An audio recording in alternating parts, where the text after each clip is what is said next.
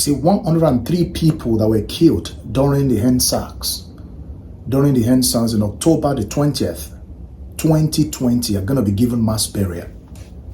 We are talking about 103 lives, 103 people that were killed, picked up from the street, those that died from bullet wounds and things like that.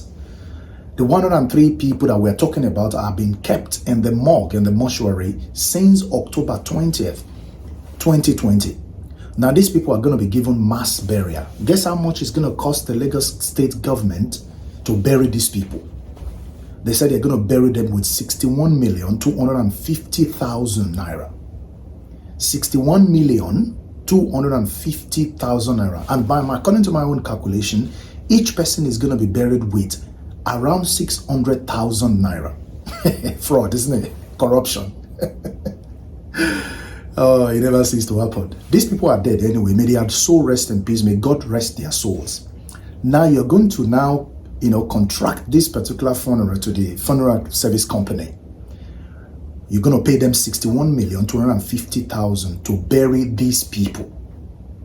These are the people that were killed as a result of their protests against EndSARS in 2020.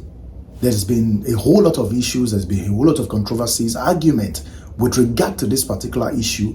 And since then, there was a committee that was raised, and I know people said at that time that the Lagos state government or the federal government will not give that committee to actually deliver on that particular purpose. It came to pass. We're talking about from white paper to brown paper to yellow paper, but at the end of the day, nothing substantial came out of that particular panel that was set to look into that particular EndSARS issue.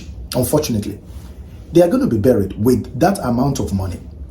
But then, so that it won't be like I'm just talking, I'm going to show you this video to listen to in full, to hear some journalists. I'm not going to show all the journalists who talks from both sides of their mouth.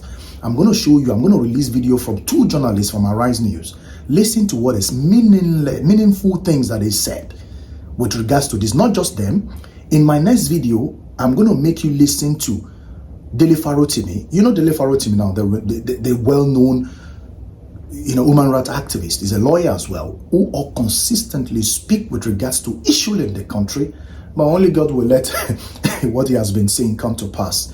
Because people are not actually ready to do anything with regards to justice, with regards to truth. These people were killed, as a result, because we were fighting for what is just, and they are now going to be buried. How are you going to use 600,000 to bury one person in the country that we are? What kind of mass burial is going to be given to them? I'm not going to talk too much. I'm going to release the video for you guys to watch. Listen to it. Drop your comment in the comment section. Share it, and not most of it all. Try as much as possible to like and subscribe, because I'm going to be coming with more videos. I will see you in the next one. Saw this happen. I mean, in the lead up to the actual day of the Lekki Tollgate shooting, there was all of this mayhem going around Lagos, police stations being burned, people being killed. But 103 people are saying they're skeptical about that number of people. And for good reason. In fact, OJ, what this report did was that it brought up more questions for me, and it's almost it's resurrecting the EndSARS story. I don't believe that we have come to the end of this. I think this will just bring up even more questions. And I wish Nigeria were a country where journalists would be allowed to do their jobs in terms of investigations and allowed to have access to interviewing key personnel, access to documents so that we can truly verify what is the true state of what's happened. 103 people, human beings, and going back to that first tweet you read, we're not talking about animals here, we're talking about people who lived, people who had family members, who had a livelihood. If these kind of numbers had died in that period that the government said, there should have been a national day of mourning called by the government. The fact that there was quiet or silence about these numbers all these years and 3 years is a cause for concern. Why? Why didn't anyone say anything? Yes, they put out adverts, but it didn't give the true picture of what had happened.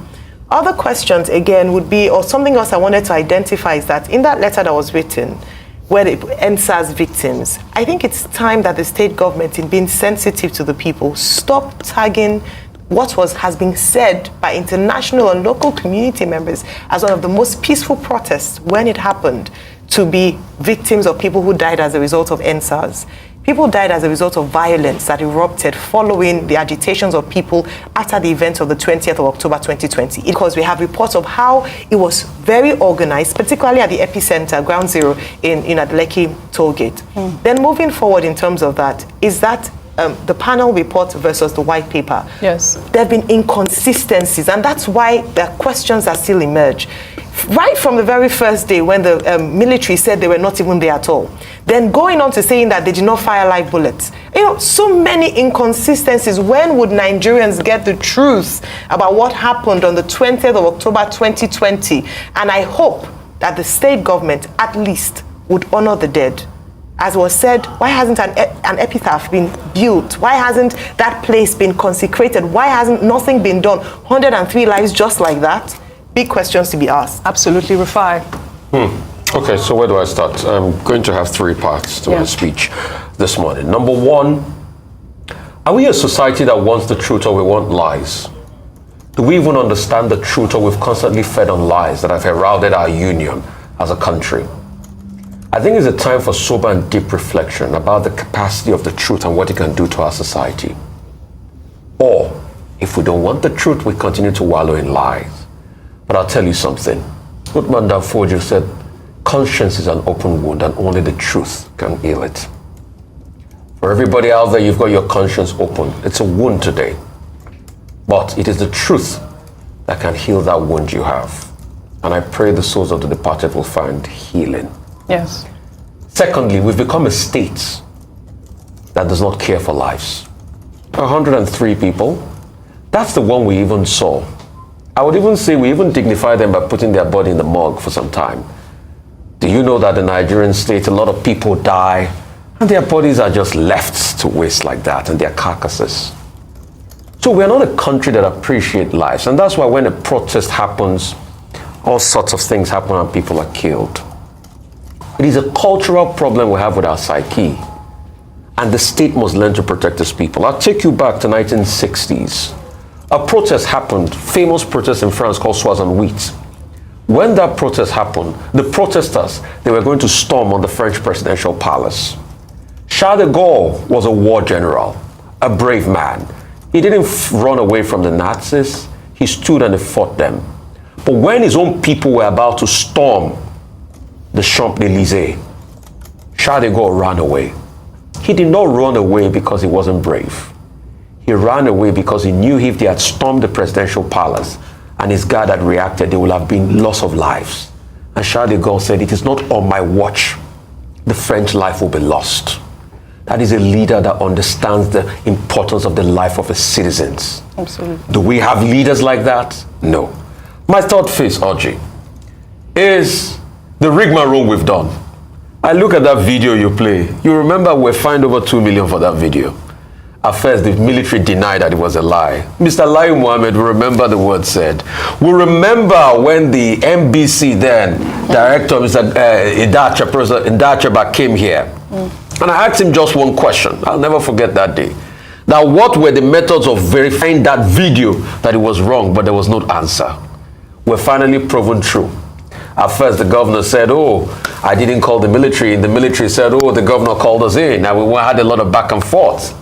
Then the white paper, then the report was released. Then it became political. We can say all and talk about the facts and details. But I ask again, do we want a country that will stand on the pedestal of the truth? And please, can we stand the truth?